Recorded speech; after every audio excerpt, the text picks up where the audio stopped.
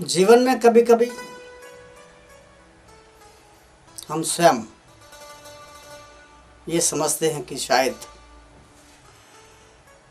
प्रभु ने हमारे साथ ठीक नहीं किया, लेकिन प्रभु हमारे साथ हमेशा शुरू से ही जन्म से लेकर मृत्यु तक हर कदम पर हर पल हमारा साथ देते हैं। जब प्रभु वनवास में थे, सीता हरण का समय आया, मारीच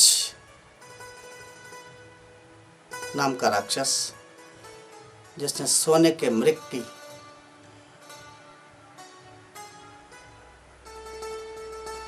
खाल पहनकर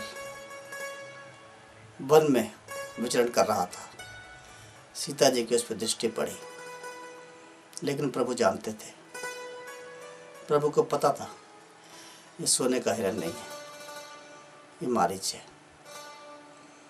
लेकिन फिर भी सीता जी ने बार बार आग्रह किया कि प्रभु ये सोने के हिरण की खाल ले आओ, हम इसे अपने कुटिया में सजाएंगे।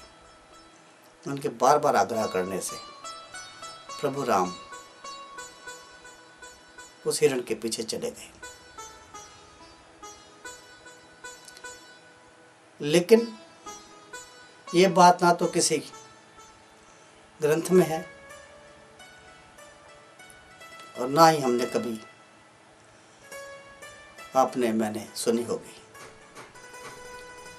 उस समय मारीच में और प्रभु राम में क्या वार्तालाप हुआ होगा, किसी को कुछ नहीं पता,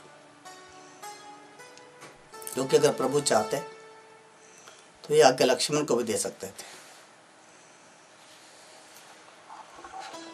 मैंने पिछले कथा में भी कहा था कि उस युद्ध में कौन बलशाली रहा, सबसे ज्यादा बलवान कौन था। लगभग एक से बढ़कर एक सभी बलवान थे। भगवान की सेना में, प्रभु की सेना में ऐसे ऐसा योद्धा थे कि एक योद्धा ही पूरा का पूरा युद्ध समाप्त कर देता। लक्ष्मण में वो शक्ति थी कि लक्ष्मण चाहते तो पूरा युद्ध सब में समाप्त कर देते। युद्ध के समय अगर वो रेखा जो उन्होंने सीता जी के लिए खींची थी, युद्ध के समय खींचते तो कोई देवता भी उसमें प्रकट नहीं हो सकता था, अंदर नहीं आ सकता था, युद्ध वहीं का वहीं समाप्त हो जाता। लक्ष्मण जी अंदर रहकर सबका वध कर देते। लेकिन प्रभु जानते थे कि लक्ष्मण के पास वो शक्ति है, वो वरदान है। लक्ष्मण जी ने वो जब मारीच ने हिरण बना, सोने का हिरण, और प्रभु को बुला लिया, तो रावण ने अपनी आवाज में लक्ष्मण जी को पुकारा। लक्ष्मण जाना नहीं चाहते थे, लेकिन सीता जी के बार बार आग्रह पर उन्होंने वो रेखा खींची। रावण जैसा शक्तिशाली पंडित, इतना बलशाली राजा, वो भी उस रेखा को पार नहीं कर सका। उस रेखा को कोई मानव तो क्या, जानवर तो क्या, कोई देवता भी नहीं लांघ सकते थे।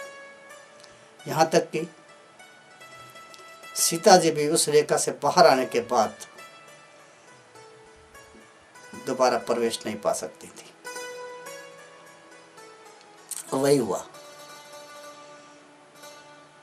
जैसे ही सीता जी बाहर आई, रावण ने उनका हरण करा, लेकिन सीता जी वापस उस रेखा के भीतर जा नहीं सकती थी। इसके के आगे की कथा हम कल फिर दोहराएंगे।